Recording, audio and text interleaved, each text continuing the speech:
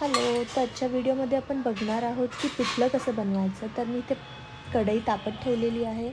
त्यामध्ये मी 2 चमचे तेल टाकलं आहे. तेलात मी जिरं, मोहरी, हिंग टाकलेला आहे. हिरवा कढीपत्ता टाकला आहे. त्यामध्ये मी चिरून टाकलेली आहे मिरची. मी लगेचच कांदा टाकलेला आहे त्यामध्ये आणि हलवून घेणार आहे. म्हणजे तर मिरचीचा ठसका जास्त उधळणार नाही.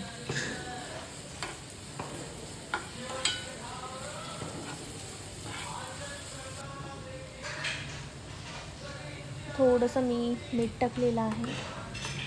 हे बेसन पिठात मी पाणी टाकून घेतलं आणि फेटलेलं आहे. थोडी हळद टाकून हे बेसन पीठ पाण्यासोबतच कढईत टाकायचं आहे. फक्त नीट हलवायचं आहे, त्याच्या गाठी नाही राहिल्या पाहिजे. हे बारीक गॅसवर आपल्याला आहे ना उकळी फुटून द्यायची आहे, म्हणजे ते आतल्यात शिजून जातं. आत्ता ह्याचा कलर बघा कसा आहे. शिजल्यानंतर आता कलर तुम्ही चेक करा की कसा आहे. तर अशा प्रकारे आपलं पिठलं भाकरी तयार झालेली आहे. त्यासोबत मी केलेला आहे आमरस.